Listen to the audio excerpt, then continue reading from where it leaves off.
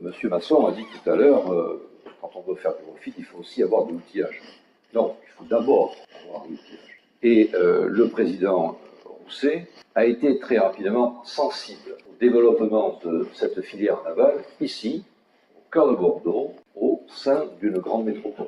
Nous avons fait venir avec la députée Sandrine Doucet, il y a déjà quelques années, deux ministres, M. Masson, vous vous en souvenez, 2 fois le président du conseil régional, 2 fois le président du conseil départemental, pour bien montrer l'intérêt que nous avions à participer, parfois même à impulser une activité de rénovation et de remise à niveau des outillages du port de Bordeaux, et particulièrement la forme 3, bien sûr, qui est déjà en activité, qui était une forme très opérationnelle, mais des anciens outillages de la fin du XIXe siècle, qui étaient ici et qui étaient inutilisés depuis un peu plus d'une petite vingtaine d'années.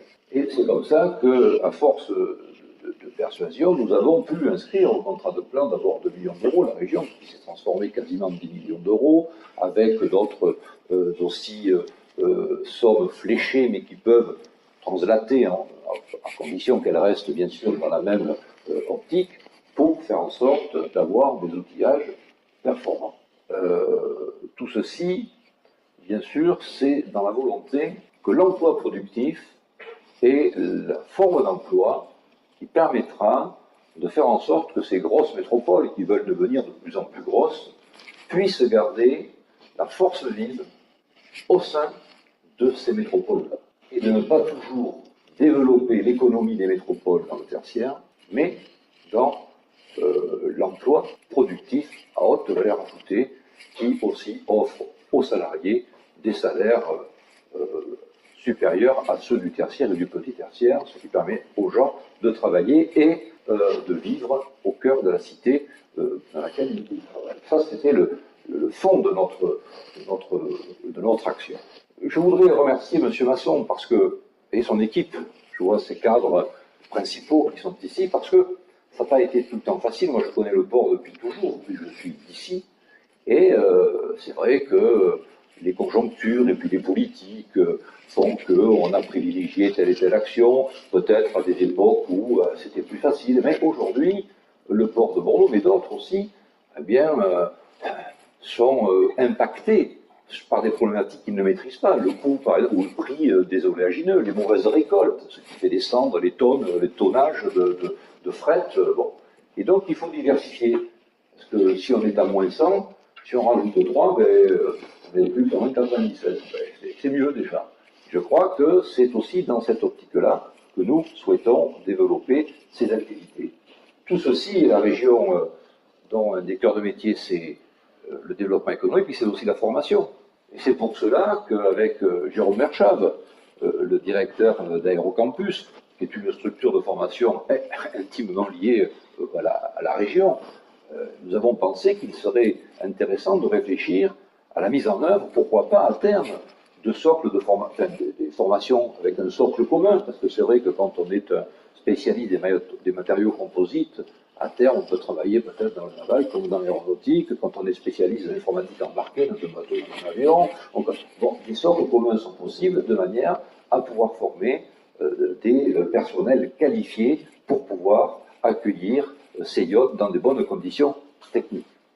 Et je me suis rendu compte, et d'ailleurs ça a été confirmé, puisque j'ai eu la chance de dîner avec Thierry Gaillard et Didier de la Société d'Armée avec James Warnell avant-hier, qui est un grand professionnel et qui connaît bien les problématiques, notamment des super-yachts.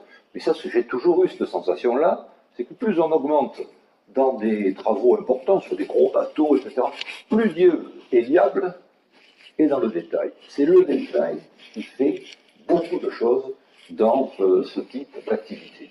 C'est un peu les mêmes chiffres que l'on a dans le tourisme. Un touriste bien accueilli, c'est 3 touristes potentiels qui vont revenir.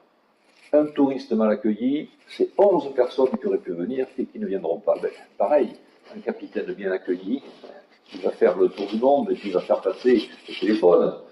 Un capitaine mal accueilli, ou du moins un problème, un détail même parfois, on a parlé de poubelle même, c'est un détail qui tue parfois.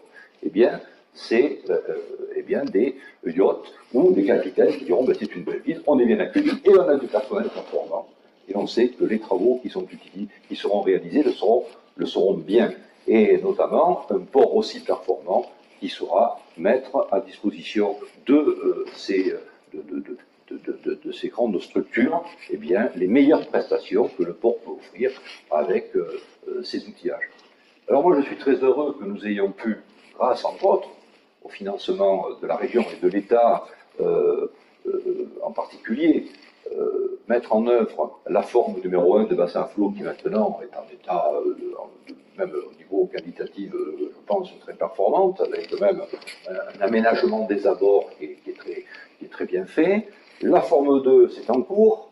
Le bateau-port de M. Masson, je crois que ça avance. Je crois que le mois prochain. Donc ça avance bien. Et nous avons donc cet outillage ici, en cœur de ville, et c'est pour nous très important.